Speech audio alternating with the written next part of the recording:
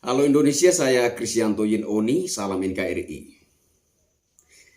Saya melihat beberapa dokter yang berkomentar terkait penyembuhan alternatif yang dilakukan oleh Ibu Ida Dayak. Ibu Ida Dayak belakangan sangat viral, bahkan sampai ribuan orang rela mengantri untuk mendapatkan layanan pengobatan alternatif. Ini luar biasa sekali. Saya secara pribadi tidak begitu tertarik dengan pengobatan alternatif. Saya secara pribadi.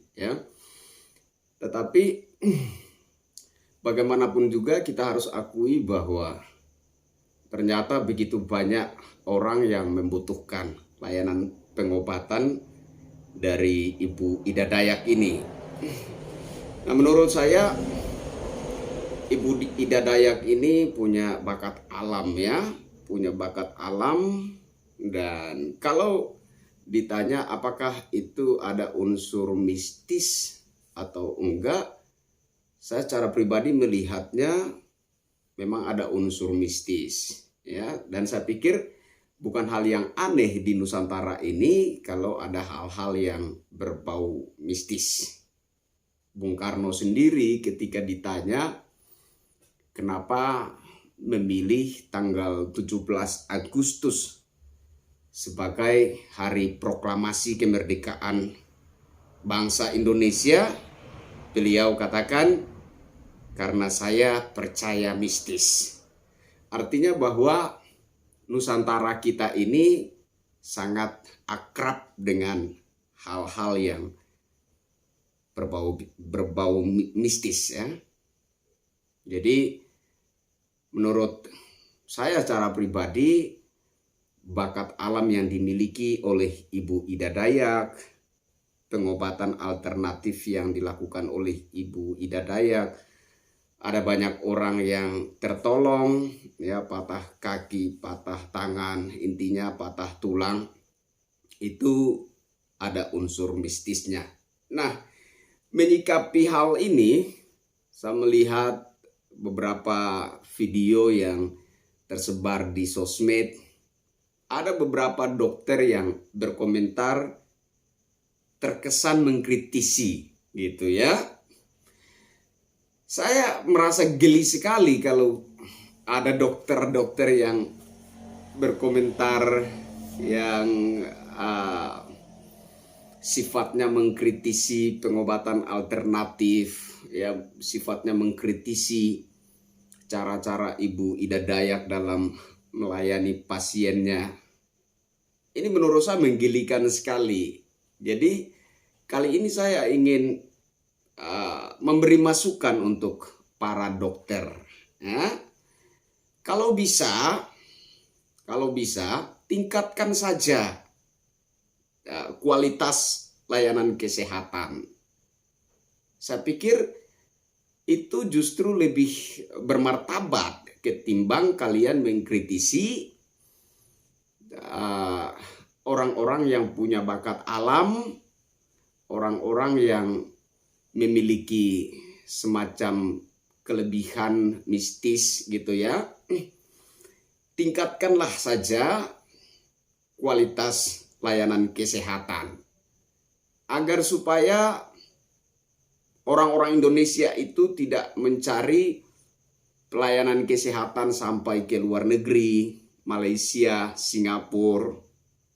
Nah, kalau orang-orang Indonesia untuk mendapatkan layanan kesehatan yang berkualitas, mendapatkan layanan kesehatan yang terbaik, harus pergi ke luar negeri, harus pergi ke Malaysia, harus pergi ke Singapura, dan lain-lain. Saya pikir ini semestinya menjadi satu hal yang memalukan bagi para dokter tanah air. Saya pikir ini mesti menjadi sesuatu yang menyadarkan para dokter tanah air agar supaya meningkatkan kualitas layanan kesehatan, kualitas layanan pengobatan kepada masyarakat, ya, agar supaya masyarakat itu ketika berobat itu benar-benar berobat ke dokter, berobat ke puskesmas atau ke rumah sakit umum dan lain sebagainya, ya, klinik dan lain sebagainya, itu benar-benar mendapatkan kesehatan yang diharapkan, begitu. Nah, melihat situasi layanan kesehatan tanah air belakangan, ya, saya pikir ini bukan hanya di satu tempat saja. Saya pikir terjadi di berbagai tempat di mana seringkali masyarakat itu berobat, ya, kalau pengobatan itu gratis, ya kan? Tapi bagaimana kalau pengobatan itu membutuhkan biaya yang besar? Sementara hasilnya mengecewakan.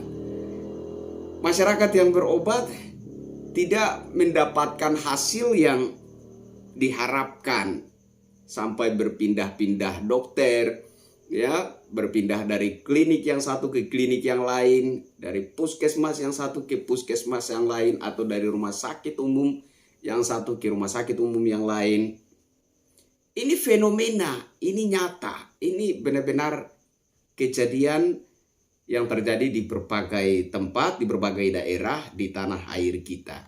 Nah, apa yang bisa kita petik dari situ? Menurut saya, yang bisa saya petik dari sana adalah kurangnya kualitas layanan kesehatan yang dilakukan oleh para dokter. Mungkin kurang serius atau apalah, apalagi kalau pasien itu menggunakan BPJS. Wow, pelayanannya itu benar-benar minim dan menurut saya kurang tanggap, ya, kurang adanya respon baik daripada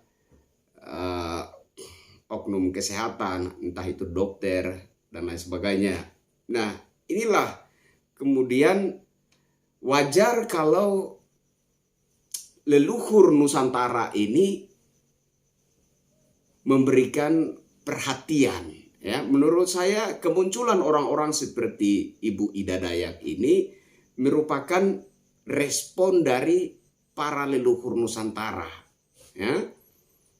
Jadi agar supaya tidak muncul Ida Dayak selanjutnya, sehingga para dokter ini masih dihormati, dihargai, masih dianggap sebagai wakil yang maha kuasa untuk membawa pengobatan bagi masyarakat, bagi manusia. Tingkatkanlah layanan kesehatan, ya. Seriuslah menangani masyarakat ketika datang berobat. Sungguh-sungguhlah menangani pasien. Nah, saya pikir munculnya para pelaku pengobatan alternatif seperti Ibu Ida Dayak ini adalah gambaran bahwa para leluhur bangsa ini, para leluhur Nusantara ini juga mulai miris melihat fenomena minimnya kualitas layanan kesehatan atau minimnya kualitas pengobatan yang dilakukan oleh para dokter kepada masyarakat. Saya pikir hanya itu masukan yang ingin saya berikan untuk para dokter, para oknum kesehatan, ya. Tingkatkanlah kualitas layanan kesehatan itu bagi masyarakat. Kalau seandainya kalian itu bisa memberikan layanan kesehatan yang berkualitas untuk masyarakat, saya pikir alam tidak perlu merespon dengan mengirim orang-orang seperti Ibu Ida Dayak ini. Saya pikir hanya itu. Saya Kristianto Yenoni. Salam hormat untuk para dokter Nusantara. Bravo.